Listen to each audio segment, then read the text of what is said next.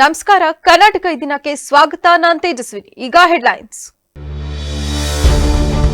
ಬನ್ನಿಕೊಪ್ಪದಲ್ಲಿ ಹೆಚ್ಚಾದ ನೀರಿನ ಅಭಾವ, ಕೊಡ ಹಿಡಿದು ಅಲೆದಾಡಿದ ಮಹಿಳೆಯರು, ಕಣ್ಮುಚ್ಚಿ ಕುಳಿತ ಅಧಿಕಾರಿಗಳು. ಆರೋಗ್ಯಕ್ಕಿಂತ ದೊಡ್ಡ ಭಾಗ್ಯ ಮತ್ತೊಂದಿಲ್ಲ, ಒತ್ತಡದಿಂದ ಆರೋಗ್ಯ ಸುಧಾರಿಸುವುದಿಲ್ಲ, ಆಟೋ ಚಾಲಕರಿಗೆ ಡಾಕ್ಟರ್ ನಾರಾಯಣಸ್ವಾಮಿ ಕಿವಿಮಾತು. ಪರೀಕ್ಷಾ ಕೇಂದ್ರ ಯುದ್ಧ ಭೂಮಿಯಲ್ಲ, ಅದು ಜೀವನ ರೂಪಿಸುವ ಕೇಂದ್ರ, ವಿದ್ಯಾರ್ಥಿಗಳಿಗೆ ಕೆಟಿ ಮೇಘನಾ ಸಲಹೆ.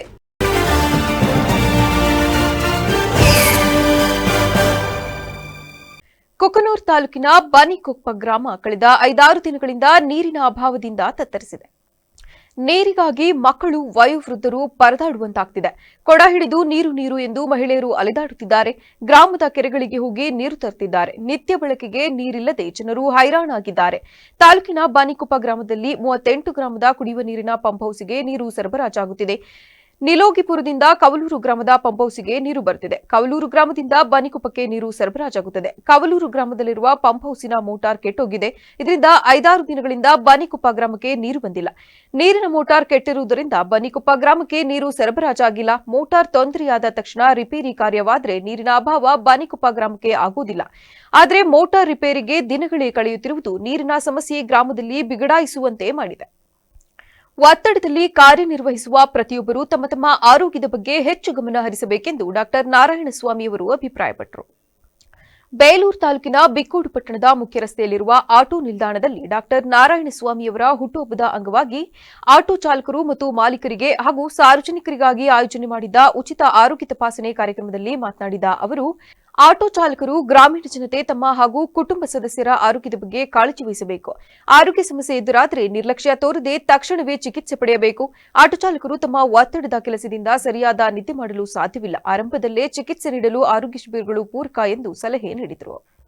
ಡಾಕ್ಟರ್ ನಾರಾಯಣಸ್ವಾಮಿ ಅವರು ನಮ್ಮ ಆಟೋ ಚಾಲಕರಲ್ಲಿ ನನ್ನ ಹುಟ್ಟುಹಬ್ಬವನ್ನು ನಿಮ್ಮ ಕಾರ್ಡಲ್ಲಿ ಆಚರಿಸಬೇಕು ಅಂದಾಗ ಕೇಳ್ಕೊಂಡಾಗ ನಾವು ಹೃದಯಪೂರ್ವಕವಾಗಿ ಹೊತ್ಕೊಂಡು ಬನ್ನಿ ಸರ್ ಅಂತ ಹೇಳಿ, ಹಾಗೆಯೇ ಆಟೋ ಚಾಲಕರು ಮತ್ತು ಅವರ ಮನೆಯವರು ಫ್ರೀಯಾಗಿ ಮಾಡ್ತಿದ್ದೀವಿ, ದಯಮಾಡಿ ಎಲ್ಲರೂ ಬರೋಕ್ಕೆ ಅಂತ ಹೇಳಿದ್ದು. ಹಾಗಾಗಿ ಇಲ್ಲಿ ಕರೆದುಕೊಂಡು ಅವರಿಗೆ ನಮ್ಮ ಕೈಲಾದ ಒಂದು ಸನ್ಮಾನವನ್ನು ಮಾಡಿದ್ದೀವಿ. ಎಲ್ಲ ಬಂಧುಗಳು ಅವರಿಗೆ ಸಹಕಾರ ಕೊಡೋದ್ರ ಮುಖಾಂತರ ಒಂದು ಚಪ್ಪಾಳೆ ಮುಖಾಂತರ ಸ್ವಾಗತವನ್ನು ಕೊಡ್ತಾರೆ. ಕಾರ್ಯಕ್ರಮದಲ್ಲಿ ಆಟೋ ಚಾಲಕರ ಸಂಘದ ಅಧ್ಯಕ್ಷ ಬಸವರಾಜು, ಆಟೋ ಚಾಲಕ ಧರ್ಮೇಶ್, ಗೌರವ ಅಧ್ಯಕ್ಷ ಕಾಂತರಾಜು, ಖಜಾಂಚಿ ಉಪಾಧ್ಯಕ್ಷ ಅಕ್ರಮ್, ಕಾರ್ಯದರ್ಶಿ ಲೋಕೇಶ್ ಸೇರಿದಂತೆ ಇತರರು ಹಾಜರಿದ್ದರು. ವಿದ್ಯಾರ್ಥಿಗಳಿಗೆ ಪರೀಕ್ಷೆ ಎಂಬುದು ಯುದ್ಧ ಭೂಮಿಯಲ್ಲ, ಅದೊಂದು ಪವಿತ್ರ ಭೂಮಿಯಾಗಿದೆ ಎಂದು ಬೆಂಗಳೂರು ಡಿಡಿ ಚಂದನ ಸಹಾಯಕ ನಿರ್ದೇಶಕಿ ಕೆಟಿ ಮೇಘನಾ ತಿಳಿಸಿದರು. ಪಟ್ಟಣದ ಲಕ್ಷ್ಮೀ ಕಲ್ಯಾಣ ಮಂಟಪದಲ್ಲಿ ಮಂಗಳವಾರ ನಡೆದ ಬಿಜಿಎಸ್ ಪದವಿ ಪೂರ್ವ ಕಾಲೇಜು ದ್ವಿತೀಯ ಪಿಯುಸಿ ವಿದ್ಯಾರ್ಥಿಗಳ ಬೀಳ್ಕೊಡುಗೆ ಸಮಾರಂಭ ಉದ್ಘಾಟಿಸಿ ಮಾತನಾಡಿದ ಅವರು, ವಿದ್ಯಾರ್ಥಿ ಜೀವನದಲ್ಲಿ ಅಧ್ಯಯನ ಮಾಡುವ ಪ್ರತಿ ಕ್ಷಣವೂ ಕೂಡ ಬದುಕಿನ ದೊಡ್ಡ ಬದಲಾವಣೆಯ ಹಂತವಾಗಿರುತ್ತದೆ. ಹಾಗಾಗಿ ಪ್ರತಿ ಕ್ಷಣವೂ ಕೂಡ ಮೈಮರೆಯಬಾರದು ಎಂದು ಕಿವಿಮಾತು ಹೇಳಿದರು. ಅಂತ ಏನ್ ನಾವು ಅನ್ಕೋತೀವಿ ಅಥವಾ ಭಯ ನಾವೇನ್ ಪಡ್ತೀವಿ, ಇದೆಲ್ಲ ನಾವೇ ಹಾಕೊಳ್ಳೋದು. ಬಹುಶಃ ಹೊರಗಿನ ಪ್ರಪಂಚದಲ್ಲಿ ಆ ಲಿಮಿಟೇಷನ್ಸ್ ಇರುತ್ತೋ ಇರೋದಿಲ್ವೋ, most of the time we artificially create limitations. ಆನೆ ಎಲ್ಲರಿಗೂ ಗೊತ್ತಿದೆ ಅಲ್ವಾ? ಆನೆ, ಎಸ್. ಸೊ ಆ ಆನೆನ ಒಬ್ಬ ಮಾವುತ ಏನ್ ಮಾಡ್ತಾನೆ ಅಂದ್ರೆ, ಮೊದಲಿಗೆ ಒಂದು ಕಬ್ಬಿಣದ ಸರಪಳಿಯನ್ನ ಹಾಕಿ ಅದಕ್ಕೆ ಟ್ರೈನಿಂಗ್ ಅನ್ನ ಕೊಡ್ತಾನೆ. ಕಬ್ಬಿಣದ ಸರಪಳಿ ಹಾಕಿದಾಗ ಏನಾಗುತ್ತೆ, ಬಿಡಿಸ್ಕೊಳಕ್ ಬಹಳ ಪ್ರಯತ್ನ ಮಾಡುತ್ತೆ. ಆಗಲ್ಲ. ಸೊ ಶ್ರೀ ಆದಿಚುಂಚನಗಿರಿ ಮಹಾಸಂಸ್ಥಾನ ಮಠ ಹಾಸನ ಕೊಡಗು ಕಾರ್ಯದರ್ಶಿ ಶ್ರೀ ಶಾಂಭುನಾಥ ಸ್ವಾಮೀಜಿ ಮಾತನಾಡಿ, ಕಠಿಣ ಪರಿಶ್ರಮದಿಂದ ಮಾತ್ರ ಸಾಧನೆ ಮೆಟ್ಟಿಲೇರಲು ಸಾಧ್ಯ. ಹಾಗಾಗಿ ಮೇಘನಾ ಅವರು ಯಾರು ಕಟ್ಟಿದ ಗೋಪುರಕ್ಕೆ ಕಳಿಸುವಾಗಿಲ್ಲ, ಅವರೇ ಕಟ್ಟಿದ ಗೋಪುರಕ್ಕೆ ಕಳಿಸುವಾಗಿದ್ದಾರೆ. ಹಾಗಾಗಿ ಪರೀಕ್ಷೆಗೆ ಭಯ, ಆತಂಕ ಬೇಡ. ಸಿಕ್ಕ ಅವಕಾಶವನ್ನು ಸದುಪಯೋಗಪಡಿಸಿಕೊಳ್ಳಬೇಕು. ನಮ್ಮ ಮುಂದೆ ಸಾಕಷ್ಟು ಸವಾಲುಗಳು ಬಂದರೂ ಧೈರ್ಯವಾಗಿ ಎದುರಿಸಬೇಕೆಂದು ತಿಳಿಸಿದರು. ಕೌನ್ಸಿಲಿಂಗ್ ಮಾಡಿಕೊಡ್ಬೇಕು. ನಾವು ಅದನ್ನ ಸದುಪಯೋಗ ಮಾಡಿಕೊಂಡಾಗೆ ನಮ್ಗೆ ಎಷ್ಟು ಒಳ್ಳೆ ದಾರಿ ಸಿಕ್ಕಿದೆ. ಅದನ್ನ ದುರುಪಯೋಗ ಮಾಡ್ಕೊಂಡಿದ್ರೆ ನಾವು ಯಾವ ದಾರಿ ಕೆಟ್ಟ ದಾರಿ ಹಿಡಿದಿದ್ದೀನಿ. ಮನೆ ಪತ್ರಿಕೆ ನೋಡ್ತಾ ಇದ್ದೀವಿ, ಮೊಬೈಲ್ ಕೊಡಿಸ್ತಿಲ್ಲ ಅಂತ ಹೇಳಿ ತಂದೆನೇ ಕೊಲ್ಲುವಂತ ವ್ಯವಸ್ಥೆಗೆ ಮಕ್ಕಳ ಮನಸ್ಥಿತಿ ಬಂದು ತಪ್ಪಿದೆ ಇವತ್ತು. ಅದೆಲ್ಲ ಆಗ್ಬಾರ್ದು. ನೀವೆಲ್ಲ ಸಾಕಷ್ಟು ತಿಳುವಳಿಕೆ, ಸೆಕೆಂಡ್ PUC ಮಕ್ಕಳಿದ್ದೀರಿ, ಪ್ರಥಮ PUC ಮಕ್ಕಳು ಬಂದಿದ್ದೀರಿ, ಸೈನ್ಸ್ ಮಕ್ಕಳು, ಕಾಮರ್ಸ್ ಮಕ್ಕಳಿದ್ದೀರಿ. ಮೊನ್ನೆ ಹೇಳಿದೆ ನಮ್ಮ ಮಹೇಶ್ಗೆ ಕಬಡ್ಡಿ ಜಾಸ್ತಿ ನಡೀತಾ ಇದೆಯಪ್ಪ, ಸ್ವಲ್ಪ ಸಮಾಧಾನ. ಈ ವೇಳೆ ಮಲೇಶ್ಗೌಡ ಪ್ರಾಂಶುಪಾಲರಾದ ಮಹೇಶ್ ಹೊಡೆನೂರು ಇನ್ನಿತರರು ಹಾಜರಿದ್ದರು. ಕೊಕನೂರು ಪಟ್ಟಣದ ಬಸ್ ಡಿಪೋದಲ್ಲಿ ಶಾರ್ಟ್ ಸರ್ಕ್ಯೂಟ್ನಿಂದ ಸಾರಿಗೆ ಬಸ್ ಸುಟ್ಟು ಭಸ್ಮವಾಗಿದೆ. ಮಂಗಳವಾರ ಪಟ್ಟಣದ ಎಸ್ಎಫ್ಎಸ್ ಶಾಲೆಯ 50ಕ್ಕೂ ಹೆಚ್ಚು ವಿದ್ಯಾರ್ಥಿಗಳನ್ನು ಹುಬ್ಬಳ್ಳಿಯ ಪ್ರವಾಸಕ್ಕೆ ತೆರಳಿದ ಬಸ್ ರಾತ್ರಿ ಡಿಪೋಗೆ ಬಂದ ನಂತರ ಅದನ್ನು ರಿಪೇರಿಗೆ ಬಿಡಲಾಯಿತು. ಏಕಾಏಕಿ ಸಣ್ಣದಾಗಿ ಬೆಂಕಿ ಕಾಣಿಸಿಕೊಂಡು ಇಡೀ ಬಸ್ ಸುಟ್ಟು ಹೋಗಿದೆ. ರಾತ್ರಿ ಸ್ಥಳೀಯ ಅಗ್ನಿಶಾಮಕ ದಳ ಇಲಾಖೆಯವರು ಸ್ಥಳಕ್ಕೆ ಆಗಮಿಸಿ ಬೆಂಕಿಯನ್ನು ನಂದಿಸಿ ಹೆಚ್ಚಿನ ಅವಘಡವನ್ನು ತಪ್ಪಿಸಿದ್ದಾರೆ. ಮ್ಯಾನೇಜರ್ ಸಿ ವೆಂಕಟಾಚಲಪತಿ ಮಾತನಾಡಿ, ಬಸ್ಗೆ ಶಾರ್ಟ್ ಸರ್ಕ್ಯೂಟ್ ಆದ ಕಾರಣ ಬಸ್ ಸುಟ್ಟು ಹೋಗಿದ್ದು ಅಂದಾಜು 5 ಲಕ್ಷ ರು ನಷ್ಟವಾಗಿದೆ. ಇಂತಹ ಪ್ರಕರಣಗಳು ತುಂಬಾ ವಿರಳ. ಎಲ್ಲ ಬಸ್ಗಳ ಬಗ್ಗೆ ಜಾಗೃತಿ ವಹಿಸಲಾಗುವುದು ಎಂದರು. ಏನಂದರೆ ವಾಹನ ಸಂಖ್ಯೆ K37F707 ಗಾಡಿ ನಿನ್ನೆ ಮಾರ್ಗದಿಂದ ಬಂದ ಮೇಲೆ ಮೇಂಟೆನೆನ್ಸನ್ನು ಮಾಡಿದ ಮೇಲೆ ರಾತ್ರಿ 12ರಿಂದ 12:15 ಸುಮಾರಿನಲ್ಲಿ ಶಾರ್ಟ್ ಸರ್ಕ್ಯೂಟ್ನಿಂದ ಅಗ್ನಿ ಅವಘಡವಾಗಿರುತ್ತದೆ. ಇನ್ನೂ ಹೆಚ್ಚಿನ ಮಾಹಿತಿಯನ್ನು ಮಾತಾಡ್ತಾರೆ ಸರ್. ರೀಸನ್ ಏನು ಸರ್? ಅಗ್ನಿ short circuit sir. Short circuit ಅದೇ ಅವಾಗ ವರ್ಕರ್ ಮಾಡ್ತಿದ್ರ ಸರ್? ಅಲ್ಲಿ ಮೇಂಟೆನೆನ್ಸ್ ಮಾಡಿದ್ದಾರೆ ಸರ್. ಮಾಡಿದ ಮೇಲೆ ಆಗಿದೆ ಸರ್. ಅದು ಶಾಲೆ ಬಸ್ ಅಂತ ಹೇಳಿದ್ರಲ್ಲ, ಅದೇನು? ಅಲ್ಲ, ಸ್ಕೂಲ್ ಟ್ರಿಪ್ ಹೋಗಿದ್ದಾರೆ. ಅಂದರೆ ಸ್ಕೂಲ್ ಟ್ರಿಪ್ ಅಂದರೆ ಹೆಂಗೆ ಸರ್ ಅಂದರೆ ಕ್ಯಾಶುವಲ್ ಕಾಂಟ್ರಾಕ್ಟು ನಿನ್ನೆ ಡ್ಯೂಟಿ ಮುಗಿಸ್ಕೊಂಡು SFS ಸ್ಕೂಲ್ ಹುಡುಗರನ್ನೆಲ್ಲ ಕರ್ಕೊಂಡು ಹೋಗಿ ಹುಬ್ಳಿಯಿಂದ ಬಂದಿದೆ ಸರ್. ಬಂದಮೇಲೆ ರಾತ್ರಿ 8:20 ಬಂದಿದೆ. ಮೇಂಟೆನೆನ್ಸ್ ಎಲ್ಲ ಆದಮೇಲೆ ಈಗ ಅದಕ್ಕೆ ಮುಂಚೆ ಆಗಿದ್ರೆ ಹೆಂಗೆ ಸ್ಕೂಲ್ ಹುಡುಗ್ರ ಜೊತೆ ಪ್ರವಾಸಕ್ಕೆ ಹೋದಾಗ ಆಗಿದ್ರೆ ಹೆಂಗೆ ಮಾಡವ ಅಂತ? ಇಲ್ಲ ಸರ್, ಅದು ಹಂಗಂತಲ್ಲ. ಇನ್ನೊಂದು ಅಂದರೆ ಭೌತಿಕವಾಗಿ ಇಲ್ಲಿ ಎಲ್ಲ ಹಳೆ ಬಸ್ಗಳದವು, ಸರಿಯಾಗಿ ಮೇಂಟೆನೆನ್ಸ್ ಇಲ್ಲ ಅಂತ ಆರೋಪ ಬರಕತ್ತೈತಿಲ್ಲ ಸರ್? ಹಾಗೇ ಇಲ್ಲ. ಪೋಷಕರು ತಮ್ಮ ಮಕ್ಕಳಿಗೆ ಅಂಕಗಳ ಆಧಾರಿತ ಶಿಕ್ಷಣಕ್ಕಿಂತ ಮೌಲ್ಯಾಧಾರಿತ ಶಿಕ್ಷಣಕ್ಕೆ ಹೆಚ್ಚಿನ ಒತ್ತು ನೀಡಬೇಕೆಂದು ಸಾರ್ವಜನಿಕ ಆಸ್ಪತ್ರೆ ಆಡಳಿತಾಧಿಕಾರಿ ಡಾ ಯುವರಾಜ್ ಅಭಿಪ್ರಾಯ ವ್ಯಕ್ತಪಡಿಸಿದರು. ಹೋಬಳಿ ಕೇಂದ್ರದ PH ದೇಶಪಾಂಡೆ ಪಬ್ಲಿಕ್ ಸ್ಕೂಲ್ ವತಿಯಿಂದ 2025-26ನೇ ಸಾಲಿನ ಹೊಯ್ಸಳ ಉತ್ಸವ ಶಾಲಾ ವಾರ್ಷಿಕೋತ್ಸವ ಕಾರ್ಯಕ್ರಮ ಉದ್ಘಾಟಿಸಿ ಮಾತನಾಡಿದರು. ನಮ್ಮ ಪೂರ್ವಿಕರ ಕಾಲದಲ್ಲಿ ಗುರುಕುಲ ಮಾದರಿಯಲ್ಲಿ ಮಕ್ಕಳಿಗೆ ಶಿಕ್ಷಣ ನೀಡಲಾಗುತ್ತಿತ್ತು. ಗುರುಕುಲದಲ್ಲಿ ಪಾಠ ಹೇಳಿಕೊಡುವುದರ ಜೊತೆಗೆ ಸಂಸ್ಕೃತಿ, ಧರ್ಮ, ಯೋಗದ ಜೊತೆಗೆ ಮಾನವೀಯ ಮೌಲ್ಯಗಳ ಬಗ್ಗೆ ಹೆಚ್ಚಾಗಿ ಹೇಳಿಕೊಡಲಾಗುತ್ತಿತ್ತು. ಇದರಿಂದ ಅವರು ತಂದೆ ತಾಯಿ, ಅಜ್ಜಿ ತಾತಂದಿರು ಸೇರಿದಂತೆ ಗುರು ಹಿರಿಯರನ್ನು ಮಕ್ಕಳು ಹೆಚ್ಚು ಗೌರವಿಸುತ್ತಿದ್ದರು. ಇಂದಿನ ವೈಜ್ಞಾನಿಕ ಸ್ಪರ್ಧಾ ಶಿಕ್ಷಣ ಯುಗದಲ್ಲಿ ಎಲ್ಲವೂ ಮಾಯವಾಗಿ ಸಂಬಂಧಗಳನ್ನೇ ಮರೆಯುವಂತಾಗಿದೆ. ಈ ಬಗ್ಗೆ ಎಲ್ಲರೂ ಚಿಂತಿಸುವ ಅಗತ್ಯವಿದೆ ಎಂದರು. ಇವೆಲ್ಲನೂ ನೋಡಕ್ಕೆ ಕೂತಿದ್ದು ಬಹುಶಃ ಇವತ್ತು ಅರ್ಧಕರ್ಧ ವೇದಿಕೆ ಮೇಲೆ ಅಂತ ಎಲ್ಲ ನನ್ನ ಸ್ನೇಹಿತರು ಇವತ್ತು ವೇದಿಕೆ ಮೇಲೆ ಇದ್ದಾರೆ ಅಂತಂದ್ರೆ ಇದು ನಿಜವಾದ ಒಂದು ಗ್ರಾಮೀಣ ಶಕ್ತಿಯ, ಗ್ರಾಮೀಣ ವಿದ್ಯಾಭ್ಯಾಸದ ಒಂದು ಶಕ್ತಿ ಅಂತ ಈ ಸಂದರ್ಭದಲ್ಲಿ ಹೇಳಲಿಕ್ಕೆ ಇಷ್ಟಪಡ್ತೀನಿ. ಕಾರ್ಯಕ್ರಮದಲ್ಲಿ taluk ಕ್ರೀಡಾಧಿಕಾರಿ KT Anand, ಕರಿಯಪ್ಪಗೌಡ, BRP Srikanth, CRP Manjegowda, ಶಾಲಾ ಆಡಳಿತ ಮಂಡಳಿ ನಿರ್ದೇಶಕರಾದ ವಾಸು ಸೇರಿ ಪೋಷಕರು, ಮಕ್ಕಳು, ಶಾಲೆಯ ಶಿಕ್ಷಕ ವೃಂದದವರು ಹಾಜರಿದ್ದರು. ಮಹಾಶಿವರಾತ್ರಿಯ ಪ್ರಯುಕ್ತ ಶ್ರೀ ಕ್ಷೇತ್ರ ಧರ್ಮಸ್ಥಳ 14ನೇ ವರ್ಷದ ಪವಿತ್ರ ಪಾದಯಾತ್ರೆಗೆ ಅನ್ನಸಂತರ್ಪಣೆ ಏರ್ಪಡಿಸಲಾಗಿತ್ತು. ನುಗ್ಗೇಹಳ್ಳಿಯ ಪಾದಯಾತ್ರಿಗಳ ಸೇವಾ ಸಮಿತಿ ಅಧ್ಯಕ್ಷ NC ರಾಮಕೃಷ್ಣ ಮಾತನಾಡಿ, ಪ್ರತಿ ವರ್ಷದಂತೆ ಈ ವರ್ಷವೂ ಮಹಾಶಿವರಾತ್ರಿಯ ಪ್ರಯುಕ್ತ ಗ್ರಾಮದಿಂದ 150ಕ್ಕೂ ಹೆಚ್ಚು ಪಾದಯಾತ್ರಿಗಳು ಸಂಘದ ಮೂಲಕ ಫೆಬ್ರವರಿ 9ರ ಸೋಮವಾರ ಬೆಳಗಿನ ಜಾವ ಶ್ರೀ ಕಲ್ಯಾಣಿ ಆಂಜನೇಯ ಸ್ವಾಮಿ ದೇವಾಲಯದಲ್ಲಿ ಶ್ರೀ ಆಂಜನೇಯ ಸ್ವಾಮಿಗೆ ವಿಶೇಷ ಪೂಜೆ ಸಲ್ಲಿಸುವ ಮೂಲಕ ಪಾದಯಾತ್ರೆ ಕೈಗೊಳ್ಳಲಾಗುವುದು. ಫೆಬ್ರವರಿ 14ರ ಶನಿವಾರದಂದು ಬೆಳಗಿನ ಜಾವ ಶ್ರೀ ಕ್ಷೇತ್ರ ಧರ್ಮಸ್ಥಳಕ್ಕೆ ತಲುಪಲಾಗುತ್ತದೆ. ಪಾದಯಾತ್ರೆಯಲ್ಲಿ ಪಾಲ್ಗೊಳ್ಳುವವರು ರಾಷ್ಟ್ರೀಯ ಹೆದ್ದಾರಿಯ ರಸ್ತೆಯ ಪಕ್ಕದಲ್ಲಿ ಹೆಚ್ಚಿನ ಸುರಕ್ಷತೆಯಿಂದ ಪಾದಯಾತ್ರೆ ಕೈಗೊಳ್ಳುವಂತೆ ಮನವಿ ಮಾಡಿದರು.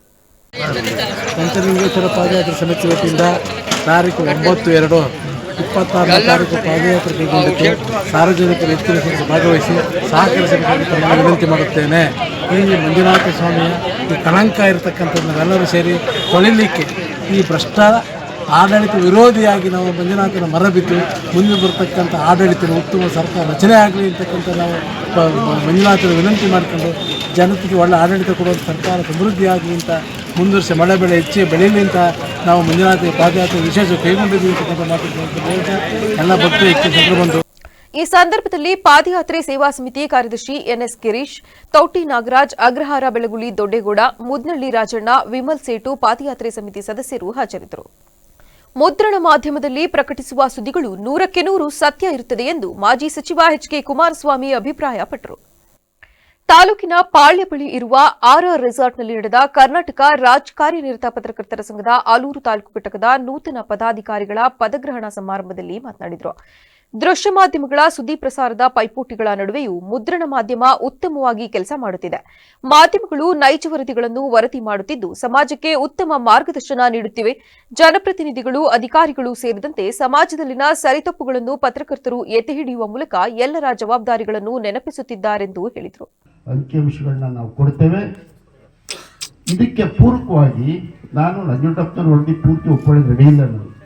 ಆದರೆ ನಂಜುಂಡಪ್ಪನವ್ರ ವರದಿಯಲ್ಲಿ ಹಾಸನ ಜಿಲ್ಲೆಯಲ್ಲಿ ಸಕಲೇಶ್ಪುರ ಆಲೂರು ತಾಲೂಕು ಮುಂದುವರಿದ ತಾಲೂಕುಗಳಾಗಿವೆ ಅಲ್ವಾ, ಮುಂದುವರಿದ ತಾಲೂಕುಗಳಾಗಿವೆ.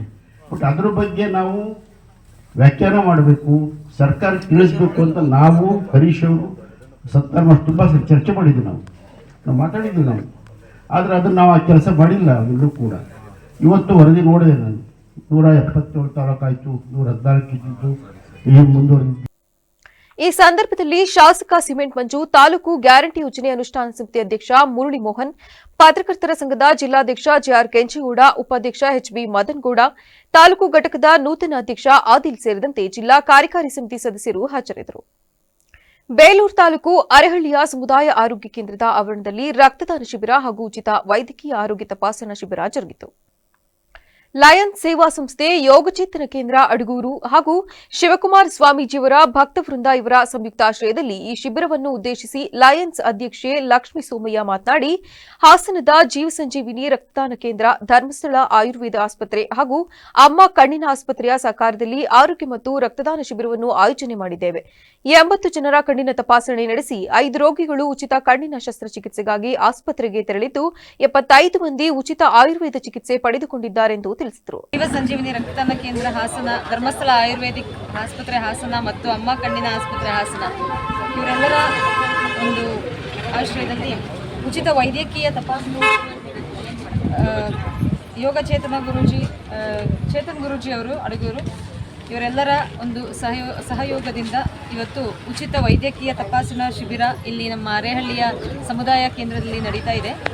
ಬೆಳಿಗ್ಗೆ 10 ಗಂಟೆಯಿಂದ ಇನ್ನೂ ಈ ಕಾರ್ಯಕ್ರಮ ಮುಂದುವರಿತಾ ಇದೆ. ತುಂಬ ಸಾರ್ವಜನಿಕರು ಇದರಲ್ಲಿ ಯೋಗ ಗುರು ಚೇತನ್ ಗುರುಜಿ ಮಾತನಾಡಿ, ಸಾಮಾಜಿಕ ಕಳಕಳಿಯನ್ನಿಟ್ಟುಕೊಂಡು ಲಯನ್ ಸೇವಾ ಸಂಸ್ಥೆ ಆರೋಗ್ಯ ಶಿಬಿರವನ್ನು ಆಯೋಜಿಸಿದೆ. ಸಮಾಜದ ಸ್ವಾಸ್ಥ್ಯವನ್ನು ಕಾಪಾಡುವ ನಿಟ್ಟಿನಲ್ಲಿ ಯೋಗ ಶಿಬಿರವನ್ನು ಸಹ ಆರಂಭಿಸಲಾಗಿದ್ದು, ಇಂತಹ ಶಿಬಿರಗಳ ಉಪಯೋಗವನ್ನು ಸಾರ್ವಜನಿಕರು ಪಡೆದುಕೊಳ್ಳಬೇಕೆಂದು ತಿಳಿಸಿದರು. ಸೇವಾ ಸಂಸ್ಥೆ ಅರೆಹಳ್ಳಿ ಇವರ ವತಿಯಿಂದ ನಡೆಯುತ್ತಿರುವ ಆರೋಗ್ಯಕ್ಕಾಗಿ ಯೋಗ ಶಿಬಿರದ ಸುಸಂದರ್ಭದಲ್ಲಿ ಪರಮ ಪೂಜ್ಯ ಶ್ರೀ ಶಿವಕುಮಾರ ಮಹಾಸ್ವಾಮೀಜಿಯವರ 7ನೇ ವರ್ಷದ ಪುಣ್ಯಸ್ಮರಣೆ ನಿಮಿತ್ತವಾಗಿ ರಕ್ತದಾನ ಶಿಬಿರ, ಹಾಗೆಯೇ ಉಚಿತ ಕಣ್ಣು ತಪಾಸಣೆ ಮತ್ತು ಉಚಿತ ಆಯುರ್ವೇದ ತಪಾಸಣೆಯನ್ನು ಇಟ್ಕೊಂಡಿದ್ದೀವಿ. 106 ಜನ ತಪಾಸಣೆ ಮಾಡಿಸ್ಕೊಳ್ಳೋದು, ಕಣ್ಣಿಂದು ಸುಮಾರು 10-15 ಜನ ಉಚಿತ ಆಪರೇಷನ್ಗೂ ತಯಾರಾಗಿದ್ದಾರೆ. ಈಗಾಗಲೇ 30ಕ್ಕಿಂತಲೂ ಹೆಚ್ಚಿನ ಜನ ರಕ್ತದಾನವನ್ನು ಮಾಡಿದ್ದಾರೆ. ಈ ವೇಳೆ ವೈದ್ಯಾಧಿಕಾರಿ ಡಾಕ್ಟರ್ ಅನುಪಮಾ, ಪಿಎಸ್ಐ ಶೋಭಾ, ವೀರಶೈವ ಘಟಕದ ಹೋಬಳಿ ಅಧ್ಯಕ್ಷ ತೇಜ್ಪಾಲ್, ಲಯನ್ಸ್ ವಲಯ ಅಧ್ಯಕ್ಷ ಚಾಮರಾಜ್, ಕಾರ್ಯದರ್ಶಿ ಬೃಂದನ್, ಖಜಾಂಚಿ ಸೌಜನ್ಯ, ಲಯನ್ಸ್ ಸಂಸ್ಥೆಯ ಎಲ್ಲಾ ಪದಾಧಿಕಾರಿಗಳು, ವಿವಿಧ ಆಸ್ಪತ್ರೆಗಳ ವೈದ್ಯರು ಹಾಜರಿದ್ದರು. Pavan sports recreation association club ಮೇಲೆ ಚೇಳೂರು ಪೊಲೀಸರು ಯಾವುದೇ ನೋಟಿಸ್ ಕೊಡದೆ ಏಕಾಏಕಿ ದಾಳಿ ಮಾಡಿದ್ದಾರೆ.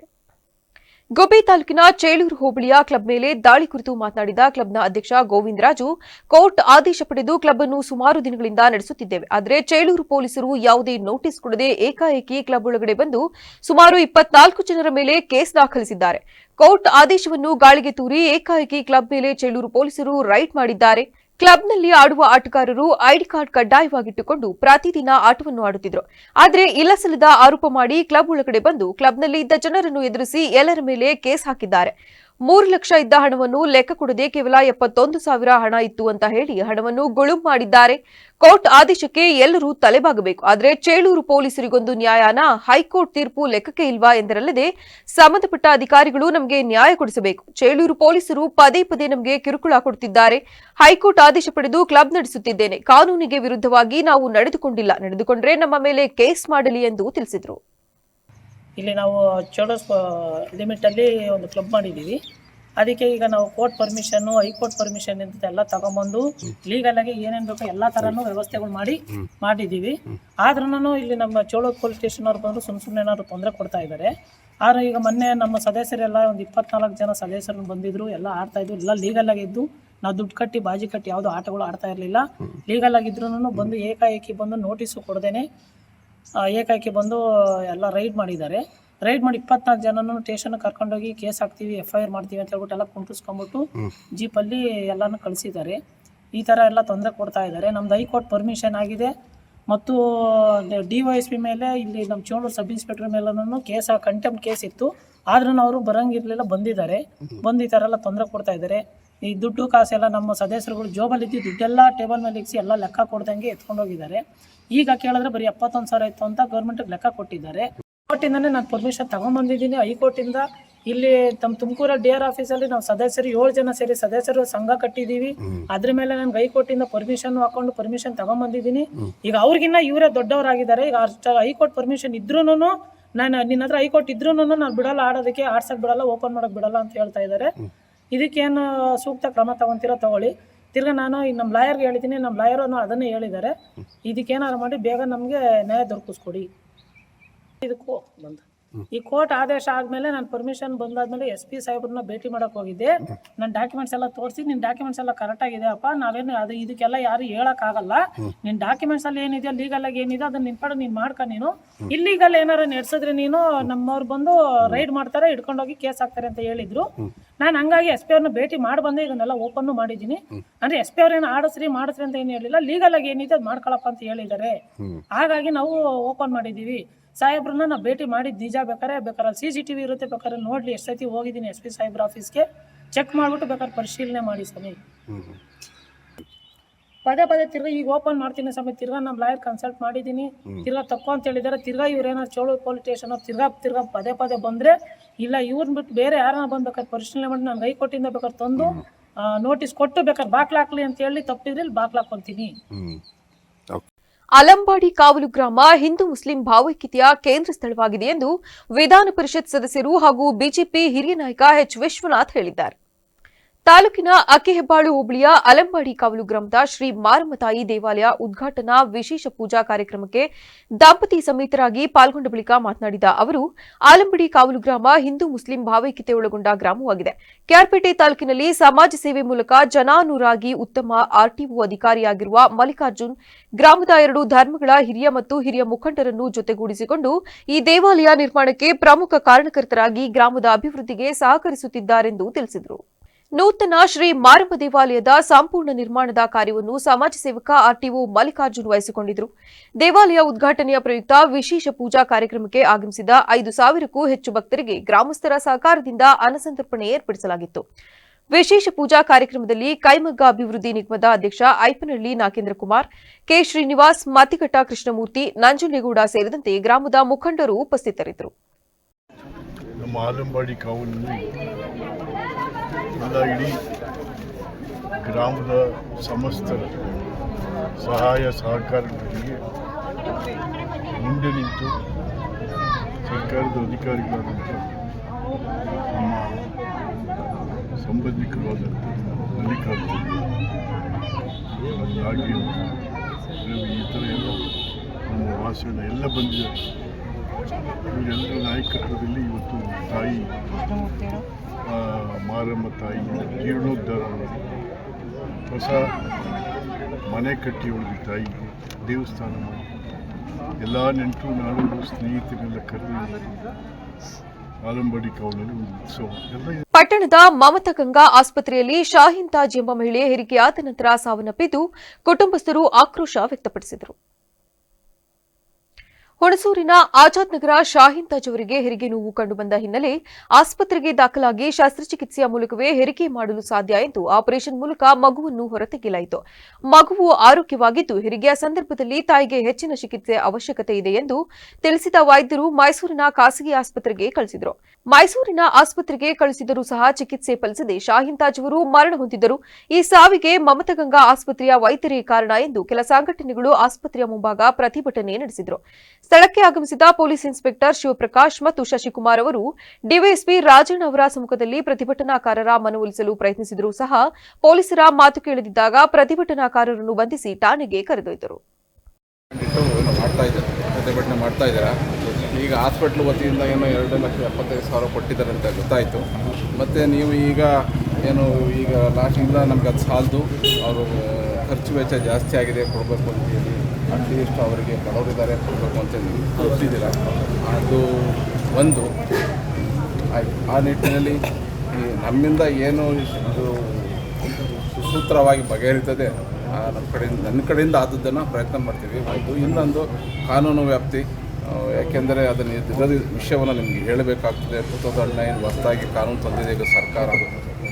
ಪರಿಸರದಲ್ಲಿ ಹಾಸ್ಪಿಟ್ಲು ಪರಿಸರದಲ್ಲಿ ಇದೆಲ್ಲ ಎಜುಕೇಷನ್ ಮಾಡೋದು. ಇದೇ ಸಂದರ್ಭದಲ್ಲಿ ಆಸ್ಪತ್ರೆಯ ವೈದ್ಯರಾದ ಡಾಕ್ಟರ್ ಶಂಕರ್ ಸೋಮಯ್ಯಾಜಿ ಮಾತನಾಡಿ, ಕೆಲ ಗಣ್ಯ ವ್ಯಕ್ತಿಗಳು ತಾಯಿ ಮರಣದ ಕಾರಣ ಮಗು ತಬ್ಬಲಿಯಾಗುತ್ತದೆ ಎಂದು ಹೇಳಿದರು. ಆ ಕಾರಣಕ್ಕೆ ನಾನು ಮಾನವೀಯ ದೃಷ್ಟಿಯಿಂದ ಸ್ವಲ್ಪ ಧನ ಸಹಾಯ ಮಾಡಿದ್ದೇನೆ ಹೊರತು ನಮ್ಮ ಆಸ್ಪತ್ರೆಯಿಂದ ಯಾವುದೇ ತಪ್ಪಾಗಿಲ್ಲ ಮತ್ತು ನಾವೇ ಅವರಿಗೆ ಎಲ್ಲಾ ರೀತಿಯ ಕಾನೂನು ಕ್ರಮ ಕೈಗೊಳ್ಳಲು ತಿಳಿಸಿದ್ದೇವೆಂದು ತಿಳಿಸಿದರು. ಒಂದು ಗೌರವಾನ್ವಿತ ವ್ಯಕ್ತಿ ಕೊಟ್ಟಾಗ ದುಡ್ಡು ಕೊಟ್ಟಿಲ್ಲ ಅಂದ್ರೆ ಒಂದು ಮಾತಾಡ್ತಾರೆ, ದುಡ್ಡು ಕೊಟ್ಟಿದ್ದೀರಾ ಅಂತ ಮಾತಾಡ್ತಾರೆ. ಇವರೆಲ್ಲ ಗೌರವಾನ್ವಿತ ಸೊಸೈಟಿಯಲ್ಲಿ ಇರುವಂತ ವ್ಯಕ್ತಿ, ಅವರ ಕಡೆಯವರು ಬಂದು ಕೇಳಿದ್ದಾರೆ. ಏನ್ ಕೇಳಿದ್ದಾರೆ? ಸರಿ, ನಾವು ಕೊಡ್ಬೇಕಾದಂತ ಕಾನೂನಿನ ನಮ್ಗೆ ಅವಶ್ಯಕತೆನೂ ಇಲ್ಲ, ಆದ್ರೂ 2-3 ಮಾತುಗಳನ್ನ ಸ್ಪಷ್ಟವಾಗಿ ಹೇಳಿದೀವಿ. ಕಾನೂನು ಸಂಬಂಧಪಟ್ಟಂತೆ ಅವ್ರಿಗೆ ಕಂಪ್ಲೇಂಟ್ ಕೊಡ್ಲಿ, FIR ಆಗ್ಲಿ. ಪಟ್ಟಣದಲ್ಲಿ ದಿನದಿಂದ ದಿನಕ್ಕೆ ವ್ಯಾಪಾರ ವಹಿವಾಟುಗಳು ಹೆಚ್ಚುತ್ತಿರುವ ಕಾರಣ ಗ್ರಾಹಕರು ಸಹ ಹೆಚ್ಚುತ್ತಿದ್ದಾರೆ. ಪಾದಚಾರಿಗಳಿಗೆ ಸುಗಮವಾಗಿ ಓಡಾಡಲು ಸ್ಥಳಾವಕಾಶವಿಲ್ಲದೆ ಹಿಡಿಶಾಪ ಹಾಕುತ್ತಿದ್ದಾರೆ. ಟಿ ನರಸೀಪುರದಲ್ಲಿ ವ್ಯಾಪಾರ ವಹಿವಾಟು ಹೆಚ್ಚಾಗಿ ಮಹಿಳೆಯರು ಪ್ರತಿನಿತ್ಯ ತಮ್ಮ ತಮ್ಮ ಅಗತ್ಯ ಸಾಮಗ್ರಿಗಳನ್ನು ಕೊಂಡುಕೊಳ್ಳಲು ಪಟ್ಟಣಕ್ಕೆ ಆಗಮಿಸುತ್ತಾರೆ. ಜೊತೆಯಲ್ಲಿ ಶಾಲಾ ಕಾಲೇಜು ವಿದ್ಯಾರ್ಥಿಗಳು ಸರ್ಕಾರಿ ಬಸ್ ನಿಲ್ದಾಣದಲ್ಲಿ ಇಳಿದು ತಮ್ಮ ಶಾಲೆ ಕಾಲೇಜುಗಳಿಗೆ ತೆರಳಲು ಪ್ರಮುಖ ರಸ್ತೆಗಳಾದ ಸರ್ಕಾರಿ ಬಸ್ ನಿಲ್ದಾಣ, ಭಗವಾನ್ ವೃತ್ತ ಹಾಗೂ ಲಿಂಕ್ ರಸ್ತೆಗಳನ್ನು ಅವಲಂಬಿಸಿರುತ್ತಾರೆ. ಫುಟ್ಪಾತ್ ವ್ಯಾಪಾರಿಗಳು ಹಾಗೂ ಅತಿಯಾದ ವಾಹನ ಸಂಚಾರಗಳಿಂದ ಪಾದಚಾರಿಗಳು ನಿರಮ್ಮಳವಾಗಿ ಸಂಚರಿಸಲು ಸಾಧ್ಯವಾಗುತ್ತಿಲ್ಲ. ಈ ಹಿಂದೆ ಪುರಸಭೆ ಮುಖ್ಯಾಧಿಕಾರಿಗಳು ವ್ಯಾಪಾರಿಗಳಿಗೆ ಬೇರೆ ಸ್ಥಳಾವಕಾಶ ಕಲ್ಪಿಸಿ ಪೊಲೀಸ್ ಇಲಾಖೆ ಸಹಾಯ ಪಡೆದು ಫುಟ್ಪಾತ್ ವ್ಯಾಪಾರಿಗಳನ್ನು ಸ್ಥಳಾಂತರಗೊಳಿಸಿದ್ರು. ಅದನ್ನು ವ್ಯಾಪಾರಿಗಳು ಒಪ್ಪದೆ ಸರ್ಕಾರಿ ಬಸ್ ನಿಲ್ದಾಣದ ಬಳಿಯೇ ಅವಕಾಶ ಕಲ್ಪಿಸಿಕೊಡುವಂತೆ ಸ್ಥಳೀಯ ಚುನಾಯಿತ ಪ್ರತಿನಿಧಿಗಳಿಗೆ ಮನವಿ ಮಾಡಿಕೊಂಡಿದ್ರು. ನಂತರ ಅವರ ಹೊಟ್ಟೆ ಮೇಲೆ ಹೊಡೆಯುವುದು ಬೇಡ ಎಂದು ಕೆಲವು ಸ್ಥಳೀಯ ಜನಪ್ರತಿನಿಧಿಗಳು ರಾಜಕೀಯ ಪ್ರಭಾವ ಬೀರಿ ಆ ಸ್ಥಳದಲ್ಲಿಯೇ ಪುನಃ ವ್ಯಾಪಾರ ವಹಿವಾಟು ಮಾಡಲು ಅವಕಾಶ ಕಲ್ಪಿಸಿದ್ರು. ದಿನದಿಂದ ದಿನಕ್ಕೆ ವಿದ್ಯಾರ್ಥಿಗಳು, ಪಾದಚಾರಿಗಳು, ವಾಹನಗಳ ಸಂಚಾರ ಹೆಚ್ಚುತ್ತಾ ಹೋದಂತೆ ಸುಗಮ ಸಂಚಾರಕ್ಕೆ ಅಡಚಣೆಯಾಗಿದ್ದು, ಫುಟ್ಪಾತ್ ವ್ಯಾಪಾರಿಗಳಿಗೆ ಒಂದು ಕಡೆ ಅವಕಾಶ ಕಲ್ಪಿಸಿ ಅವರ ವ್ಯಾಪಾರಕ್ಕೆ ಅವಕಾಶ ಮಾಡಿಕೊಟ್ಟು ಪಟ್ಟಣ ಹಾಗೂ ತಾಲೂಕಿನ ಜನತೆ ಸುಗಮ ಸಂಚಾರಕ್ಕೆ ಪುರಸಭೆ ಆಡಳಿತ ವರ್ಗ ಹಾಗೂ ಪೊಲೀಸ್ ಇಲಾಖೆ ಅವಕಾಶ ಕಲ್ಪಿಸಿಕೊಡಬೇಕೆಂದು ಸಾರ್ವಜನಿಕರು ಮನವಿ ಮಾಡಿದ್ದಾರೆ. ಉತ್ತರ ಕನ್ನಡ ಜಿಲ್ಲೆಯ ಸಿದ್ದಾಪುರದ ಅವರಗುಪ್ಪದಲ್ಲಿ ನಡೆದ ವಸಂತನಾಯ್ಕ ಅವರ ಬರ್ಬರ ಹತ್ಯೆಯ ಪ್ರಕರಣ ರೋಚಕ ಹಾಗೂ ಆಘಾತಕಾರಿ ತಿರುವು ಪಡೆದುಕೊಂಡಿದೆ. ಈ ಹತ್ಯೆಯ ಹಿಂದಿನ ಮಾಸ್ಟರ್ ಮೈಂಡ್ ಬೇರಾರೂ ಅಲ್ಲ, ಖ್ಯಾತ ಜ್ಯೋತಿಷಿ ಕಮಲಾಕರ್ ಭಟ್ ಎಂಬುದು ಪೊಲೀಸ್ ತನಿಖೆಯಲ್ಲಿ ಬಯಲಾಗಿದೆ ಎನ್ನಲಾಗಿದೆ. ಅನೈತಿಕ ಸಂಬಂಧ ಹೊಂದಿದ್ದ ಆರೋಪಿ ಸುಚಿತ್ರಾ ಮತ್ತು ಕಮಲಾಕರ್ ಭಟ್ ತಮ್ಮ ಸಂಬಂಧಕ್ಕೆ ಅಡ್ಡಿಯಾಗಿದ್ದ ಪತಿ ಮಹೇಶ್ ನಾಯ್ಕ್ ಅವರನ್ನು ಕೊಲೆ ಮಾಡಲು ಸುಪಾರಿ ನೀಡಿದ್ದರು ಎಂಬ ಸತ್ಯ ಹೊರಬಿದ್ದಿದೆ. ಸುಚಿತ್ರಾ ತನ್ನ ಪತಿ ಮಹೇಶ್ ನಾಯ್ಕನನ್ನು ಮುಗಿಸಲು ಜ್ಯೋತಿಷ್ ಕಮಲಾಕರ್ ಭಟ್ ಮತ್ತು ತಂದೆ ಲೋಕನಾಥ್ ಜೊತೆ ಸೇರಿ ಭಾರೀ ಸಂಚು ರೂಪಿಸಿ ಭಾವನಾ ಸಾವಿಗೆ ಕಾರಣಲಾಗಿದ್ದಾಳೆ. ಘಟನೆ ನಡೆದ ಕೇವಲ 24 ಗಂಟೆಯೊಳಗೆ ಸಿದ್ದಾಪುರ ಪೊಲೀಸರು ಮಿಂಚಿನ ಕಾರ್ಯಾಚರಣೆ ನಡೆಸಿದ್ದಾರೆ. ಪ್ರಕರಣದ ಪ್ರಮುಖ ಆರೋಪಿಗಳಾದ ಮೃತ ವಸಂತನಾಯ್ಕನ ತಮ್ಮನ ಹೆಂಡತಿ ಸುಚಿತ್ರಾ, ಆಕೆಯ ತಂದೆ ಲೋಕನಾಥ್, ಪ್ರಿಯಕರ ಹಾಗೂ ಜ್ಯೋತಿಷಿ ಕಮಲಾಕರ್ ಭಟ್ ಸೇರಿದಂತೆ ಒಟ್ಟು 7 ಜನರನ್ನು ಪೊಲೀಸರು ಬಂಧಿಸಿದ್ದಾರೆ. ಕೃತ್ಯಕ್ಕೆ ಬಳಸಿದ್ದ ಕಾರು ಮತ್ತು ಗೂಂಡಾಗಳನ್ನು ಪತ್ತೆ ಹಚ್ಚುವಲ್ಲಿ ಪೊಲೀಸರು ಯಶಸ್ವಿಯಾಗಿದ್ದಾರೆ. ಮಹೇಶ್ ನಾಯಕ್ ಅವರು ಬೆಂಗಳೂರಲ್ಲಿ ಕೆಲಸ ಮಾಡ್ತಾ ಇರ್ತಾರೆ. ಅವರು 2 ತಿಂಗಳಾಗಿರುತ್ತೆ ಇಲ್ಲಿ ಅರಗುಪ್ಪಾಗಿ ಬಂದು. ಇವ್ರಿಗೆ ಮದುವೆ, ಸುಚಿತ್ರಾ ಅನ್ನೋರಿಗೆ ಮದುವೆ ಆಗಿ 2 ಹೆಣ್ಮಕ್ಳು ಇರ್ತಾರೆ, ಸುಮಶ್ರೀ ಮತ್ತೆ ಅಮೃತ ಅಂತ. ಆಮೇಲೆ ಇವರು ತಂದೆಯವರ ಮಹೇಶ್ ಮತ್ತೆ ಅವ್ರ ಹೆಂಡತಿಯವರು ಸೆಪರೇಟ್ ಆಗಿ ಒಂದು 6 ತಿಂಗಳಾಗಿರುತ್ತೆ. ಅದರಲ್ಲಿ ಅವರು ಸುಚಿತ್ರಾ ಅನ್ನೋರು ಅವರು ಮತ್ತೆ ಅವ್ರ 2 ಮಕ್ಕಳು ಸೇರಿ ಇಲ್ಲಿ ಸಿದ್ದಾಪುರಲ್ಲಿ ಕಮಲಾಕರ್ ಸ್ವಾಮಿ ಅಂತ ಅವ್ರ ಮನೆಯಲ್ಲಿ ವಾಸ ಇರ್ತಾರೆ.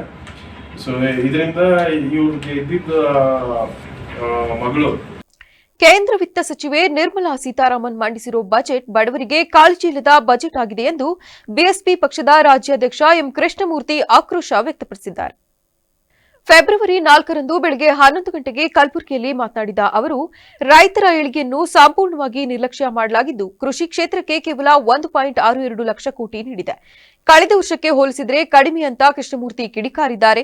ಈ ಬಜೆಟ್ ಕಾರ್ಪೊರೇಟ್ ವಲಯದ ಪರ ಬಜೆಟ್ ಆಗಿದ್ದು, ಕಾರ್ಮಿಕರು, ಜನಸಾಮಾನ್ಯರು, ಬಡವರ ಬಗ್ಗೆ ಸಂಪೂರ್ಣ ಕಡೆಗಣಿಸಲಾಗಿದೆ ಅಂತ ಕೇಂದ್ರ ಸರ್ಕಾರದ ವಿರುದ್ಧ ಕೃಷ್ಣಮೂರ್ತಿ ವಾಗ್ದಾಳಿ ನಡೆಸಿದರು.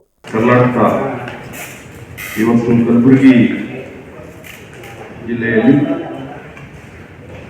ಏನು ಕೇಂದ್ರ ಬಿಜೆಪಿ ಸರ್ಕಾರದ 2026 ಮತ್ತು 27ನೇ ಸಾಲಿನ ಬಜೆಟ್ ಮಂಡನೆ ಮಾಡಿದೆ.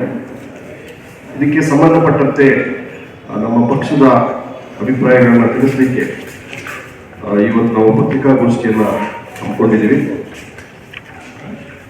ಕೇಂದ್ರ ಹಣಕಾಸು ಸಚಿವೆ ನಿರ್ಮಲಾ ಸೀತಾರಾಮನ್ ಅವರು ಇದೇ ಸಂದರ್ಭದಲ್ಲಿ ಶಿವಯೋಗಿ ಹಡಗಿಲ್ ರಾಹುಲ್, ಡಾಕ್ಟರ್ ಶಂಕರರಾವ್ ಕಿಲೇದಾರ್ ಇತರ ಮುಖಂಡರು ಉಪಸ್ಥಿತರಿದ್ದರು.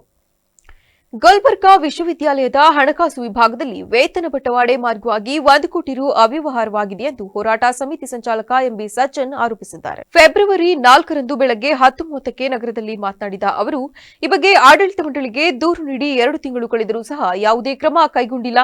ಹೊರಗುತ್ತಿಗೆ ನೌಕರ ಶರಣು ಹೂಗಾರ್ ಎಂಬಾತನ ವಿರುದ್ಧ ಕ್ರಮ ಕೈಗೊಳ್ಳಬೇಕೆಂದು ಹಾಗೂ ಗುಲ್ಬರ್ಗಾ ವಿಶ್ವವಿದ್ಯಾಲಯ ಉಳಿಸಿ ಎಂದು ಎಂಬಿ ಸಜ್ಜನ್ ಆಗ್ರಹಿಸಿದ್ದಾರೆ.